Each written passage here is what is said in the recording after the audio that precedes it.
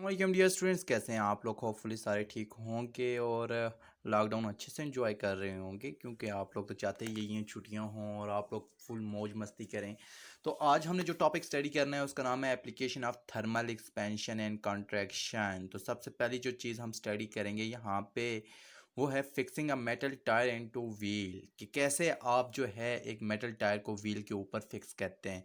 जैसे आप लोग अगर देखें ट्रेन का पहिया है तो उसके ऊपर वो भी किसी व्हील के ऊपर जो है फिक्स होगा। तो कैसे करते हैं ये, ठीक है, एक मेटल को दूसरे मेटल के ऊपर कैसे जो है टाइट करके चढ़ाते हैं, या सम टाइम्स आपने तांगा वगैरह अगर किसी ने देखा हो तो आप देखें वहाँ पे एक लार्ज जो है आपके पास वुड पीस का व्हील होता है, ठीक है, और उस व्हील के ऊपर आयरन रिम चढ़ाई हुई होती है। या सम टाइम आप ऐसे भी देखें कि कुछ बुजुर्ग लोग होते हैं और उन्होंने कुछ ऐसी ऐसी चीज़ें बनाई हुई होती हैं कि जिनके ऊपर उन्हें मेटल चढ़ाई हुई होती है, या इस तरह से कुछ उन्हें किया हुआ होता है। तो वो बहुत ज़्यादा टाइट होता है और उसको खोलने के लिए बहुत ज़्यादा मुश्किलात का सामना करना पड़ता है। तो कैसे करते हैं, तो सबसे पहले यहाँ पे मैं आपको समझाता हूँ कि समझ लें ये मेरे पास व्हील आ गया, ठीक है, ये मेरे पास व्हील है और इसके ऊपर मैंने मेटल टायर को फिक्स करना है। तो मेटल टायर को फिक्स करने के लिए मैं एग्जैक्ट इसकी डायमीटर का क्या करूँगा कि रैम लूँगा, ठीक है, सही है। अब जो रैम मैंने इसके ऊपर चढ़ानी है, लेट्स सपोज मैं यहाँ पे इसको जो है ग्रीन मार्कर से शो करता हूँ, ठीक है, ये मेरे पास यहाँ पे मैंने इसके ऊपर इतनी रैम चढ़ानी है, ठीक है, ये समझ लें मैंने इसके ऊपर रैम चढ़ानी है। अब इस रैम को चढ़ाने के लिए सबसे पहले मैं पता है क्या करूँगा, मैंने रैम लेनी है।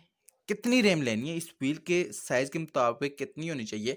तो मैंने जो रैम लूँगा उसका साइज़ इसके यहाँ पे छोटा होना चाहिए, इतना छोटा होना चाहिए। इसके बाद ये जो रैम सेलेक्ट की जाती है इसको थोड़ा सा हम क्या करेंगे, इस रैम को लेट्स सपोज मैंने यहाँ पे निकाला और फिर इसको क्या करेंगे, हीट करेंगे। जो ही हीट करेंगे तो वॉल्यूमेट्रिक एक्सपेंशन की वजह से इसका साइज़ क्या हो जाएगा, बड़ा हो जाएगा, ठीक है। और ये लेट्स सपोज मैं कहता हूँ अगर इसका साइज़ पहले इतना था अब कुछ इतना सा हो गया, क्योंकि बहुत ज़्यादा हीट मिली है। अब जब इतना साइज़ हुआ तो इसको उठा के ये जो मेरे पास व्हील था इसके ऊपर रख दिया। अब जो ही थोड़ी देर गुजरेगी तो क्या होगा कि ये कॉन्ट्रैक्ट होना शुरू हो जाएगा कूलिंग पे। तो जो ही कॉन्ट्रैक्ट होगा ये इसको टाइटली क्या कर लेगा, फिर पकड़ लेगा, सही है।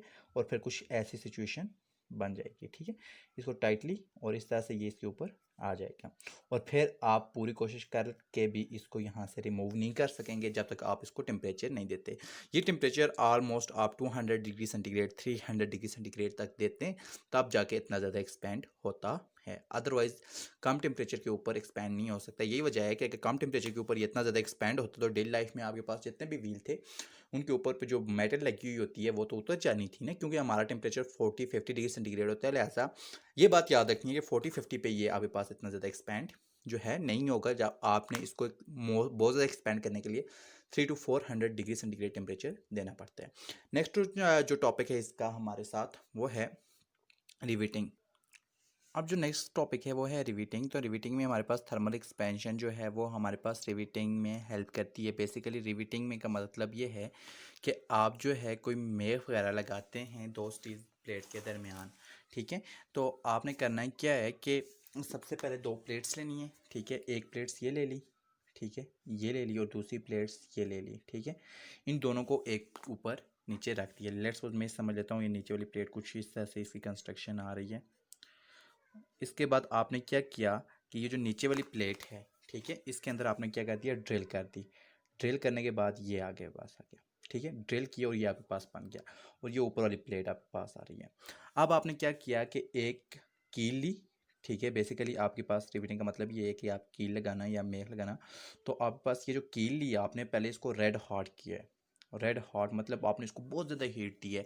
जैसे अगर आप लोग चले जाएं जहाँ पे आपके पास ये स्टील वगैरह का काम करते हैं तो वहाँ पे सबसे पहले स्टील या आयरन को बहुत ज़्यादा रेड हॉट किया जाता है, ठीक है। तो यहाँ पे इसको पहले बहुत ज़्यादा इसने रेड हॉट किया। रेड हॉट करने का मतलब ये है कि ये आपके पास बहुत ज़्यादा सॉफ्ट हो जाती है और आप इसको ईजिली मोड़ सकते हैं। अब आपने करना है क्या, ये रेड हॉट हुई और इसको इसके अंदर डाल दिया। ये अब रेड हॉट है, आपने इसको पकड़ के इसके अंदर डाला और हैमर की मदद से, ठीक है, हैमर की मदद से इसको क्या किया है आपने फ्लैट कर दिया, ठीक है। यहाँ पे हैमर की मदद से, ये हैमर था आपके पास और यहाँ आपने इसको मारा, ये आप देखिए नीचे वाला ये सॉफ्ट है तो सॉफ्ट ही क्या हो जाएगा, पूरे का पूरा अंदर की तरफ फैल जाएगा इस तरह से। ठीक है, ये आपके पास पूरे का पूरा अंदर फैल गया और ऊपर से ये जो था ये यहाँ पे फ्लैट हो गया।